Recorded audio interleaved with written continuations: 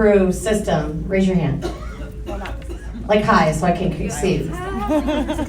Air out your armpit, I want to see. Yeah. Okay, so what I've started doing are getting people to try the cold brew.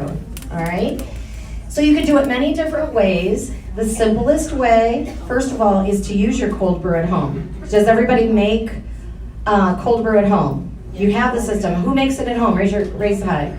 So that's a lot less hands than who put it up having it.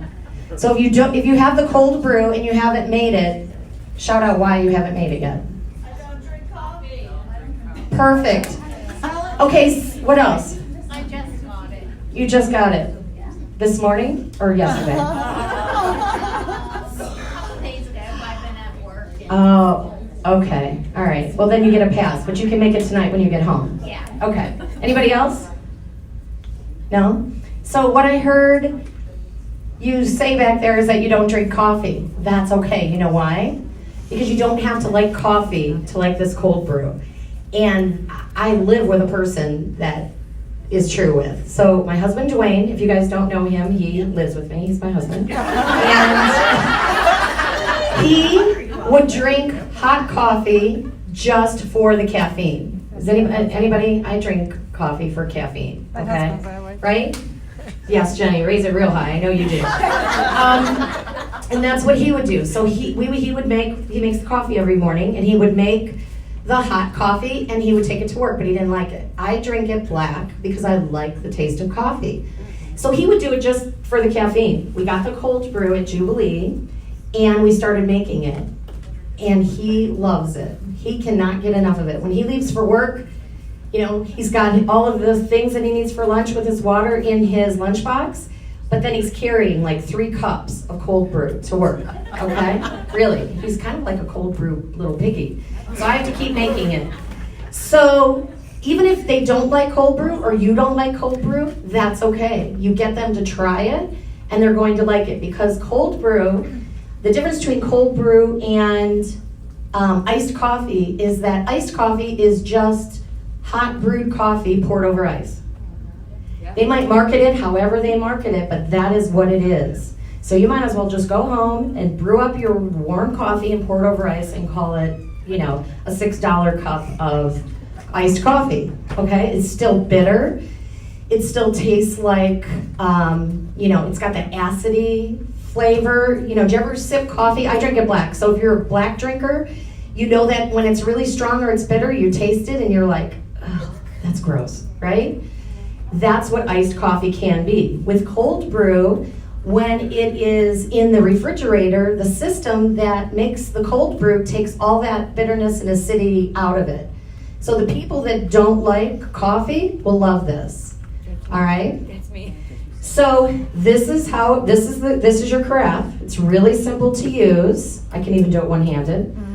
This is the top, and you turn it over, and this becomes your little cup to catch every little drop that you're making, okay? And all it is the filter. So this filter is amazing. It's got 2 lines on it. It's got a line along the bottom. It might be kind of hard to see, and it's got a line at the top. This line right here on the bottom is your ready to drink line, okay? This line up here is your concentrate. So people ask me what the concentrate is. The concentrate can be the stronger, more nitro espresso jolt. Trucker? The way from a truck stop? Truck of coffee.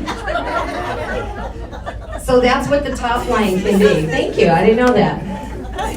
And you always add the same amount of water. Okay, so this line I know is about a cup of grounds. This is a little bit less than 2. Okay, so that's kind of what you're looking at.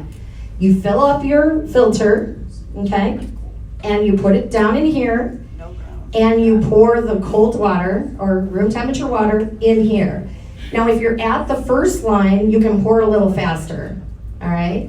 If you filled it up to the concentrate, you have to fill it a little bit slower, because what it's gonna do when you pour it in, it's gonna start to rise to the top. You gotta give it some time for the water to seep through the grounds to come out.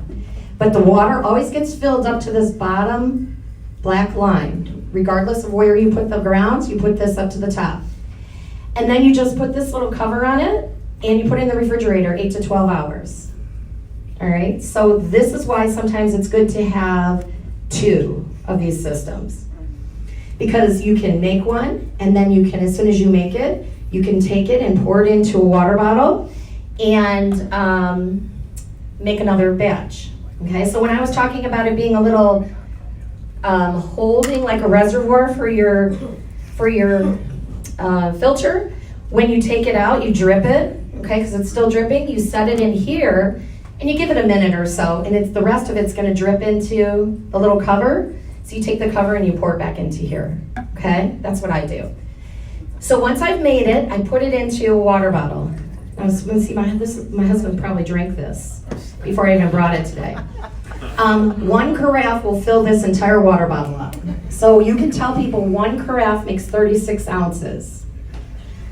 Yeah, you can write that down. And if you store them in water bottles, you're going to be able to keep your cold brew for a week.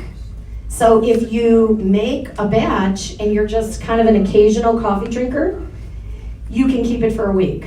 All right? And I use the little labels because I have more than one in my refrigerator. These are the freezer labels that Tupperware sells.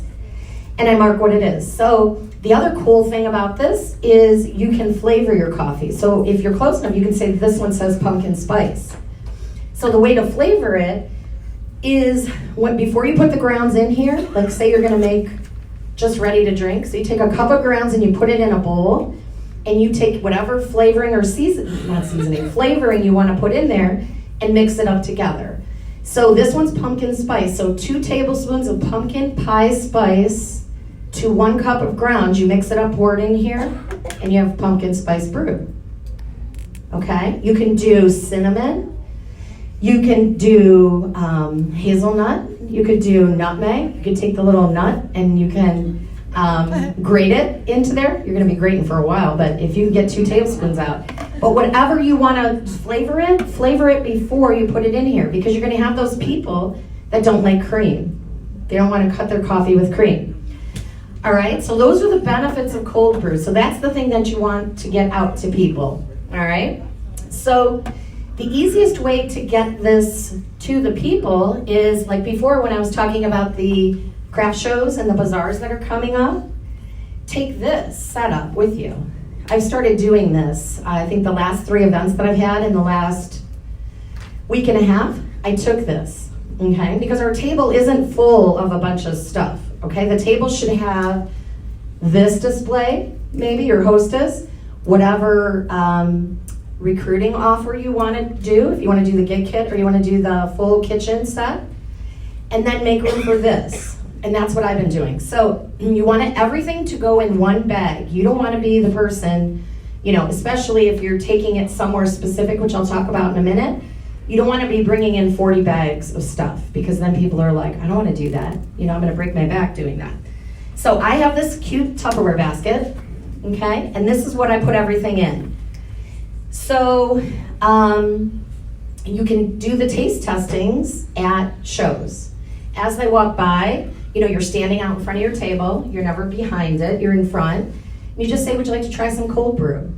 And if they're like, no, I don't like coffee, like you said, you have to taste this.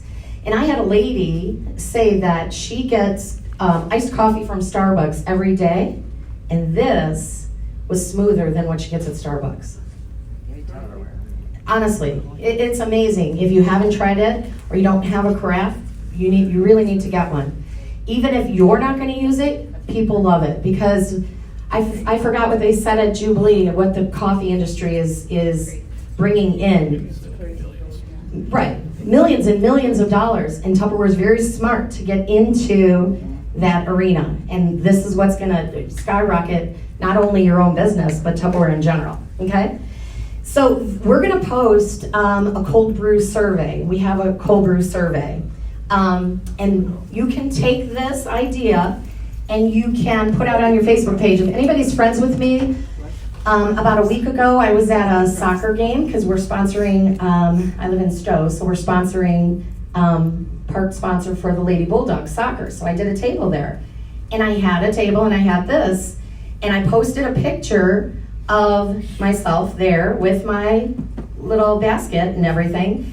and I put it out on my Facebook page saying, I'd love to show you, I'd love to bring a coffee cold brew. I'd like to bring a cold brew system to your office. Who wants me to come to their office? And I've had people respond. Well, then I respond to them and I ask them for an hour's worth of their time. So think about people that work in an office. Think about your local police, your local fire department, dentists, hair salons, things like that. You come and you set this up and you bring your survey with you. And the survey has about 10 questions on it, like just general. How many days a week do you drink coffee? What kind of system do you use at home? Do you use a hot brewer? Do you use instant coffee? Do you grind your own beans? If you don't like the survey that we post, you can certainly make up your own.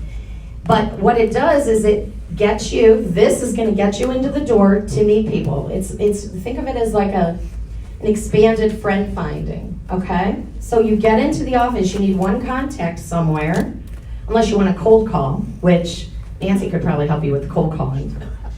She's very good at that. But start with the people that you know that you can contact at these offices and get in to bring this, okay? So you run them through the survey, and one of the questions on the survey is, when was the last time you were at a Tupperware party?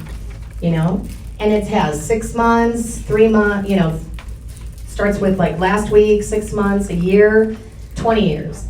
So it opens up the door. It opens up the conversation about, hey, we could do this at your house. Why don't you invite your friends over? We can have a cold brew survey party. It takes the pressure off of you because you're asking for their opinion on this. And you can even say something like Tupperware.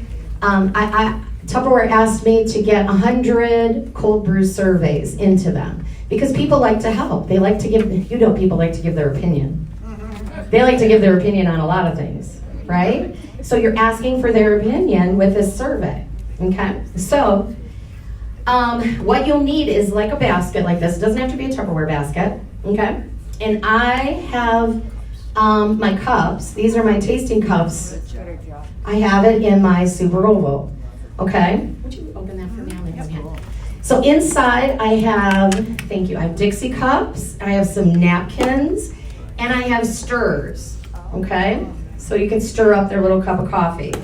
You can also, another great idea is you can use citrus peelers as your stirrer, right? So you stir up the coffee and you give them the citrus peeler, right? And they're gonna love the coffee. So you can use citrus peelers.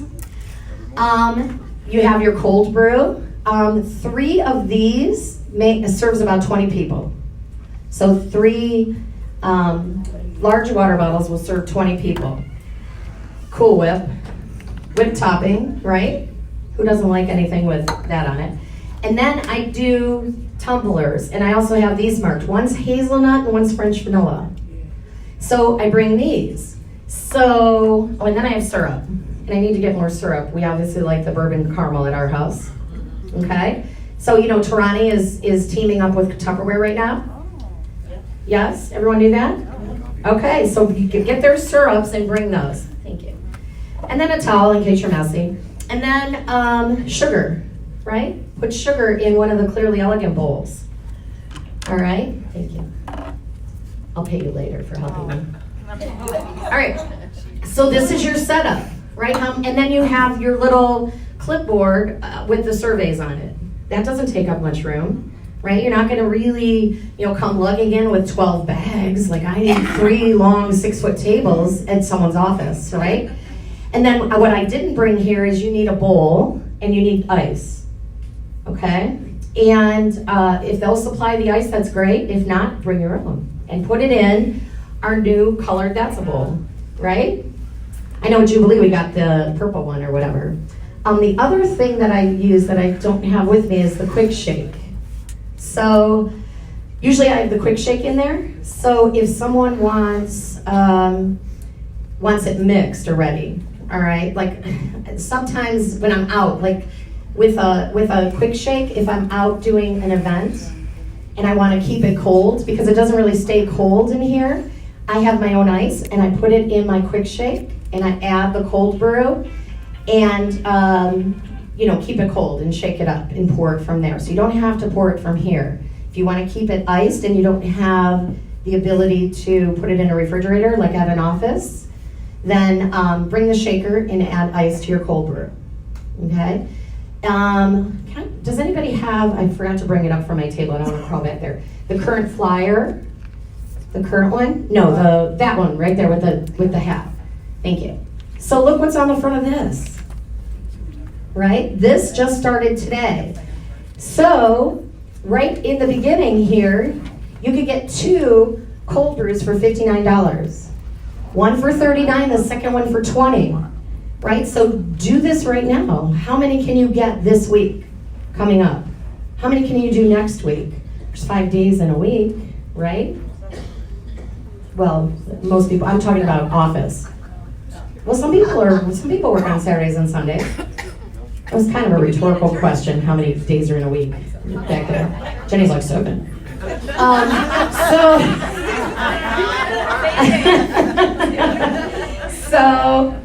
So use this, really use this.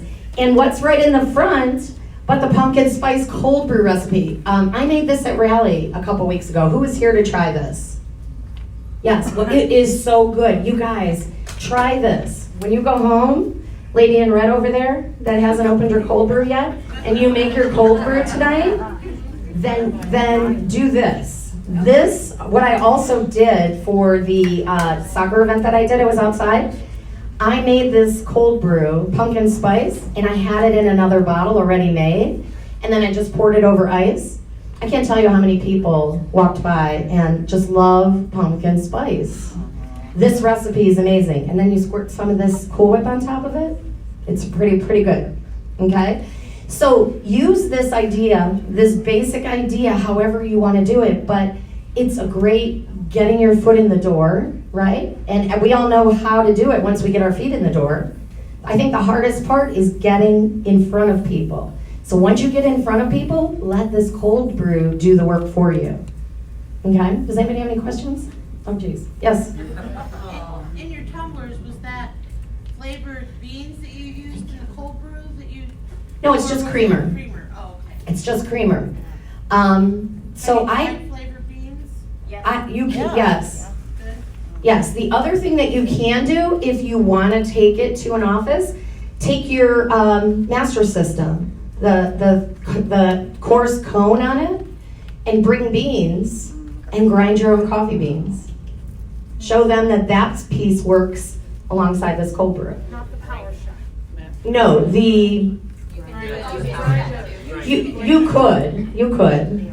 you could take the Power Chef as well, yes. So the Power Chef, the red one, which we have. Right there. Right there. Thanks, Nikki. So you could take that. You could take either piece and do your own beans. It just depends how simple you want to do it, or how more complex. If you feel at ease doing this, then by all means bring it. You know, if you can barely get up the courage to get out of the car and go in, then make it simple, right? KISS. Keep it sweet and simple. So do this. Yes? Can you serve cold brew coffee hot? You can. What's the best way to heat it up? In the microwave. Yeah, you can, because it's not, you can, it's just the opposite of, iced coffee when you warm it up and then you put it in the refrigerator. When you put it over ice, it's bitter, but if you reverse it, you've got it cold. Even if you heat it up, it's still going to be just as smooth. People do that. Yes? So when you fill up the grounds, because I've been taking it every day, but does it have more caffeine? Like, why is it only the recipes ask for 2 ounces? Well, I think some of the recipes, like the Tupperware recipes, they're calling for 2 ounces because it's the concentrate. What's the difference between? Okay, so when you fill it all the way up to the top, the concentrate is stronger.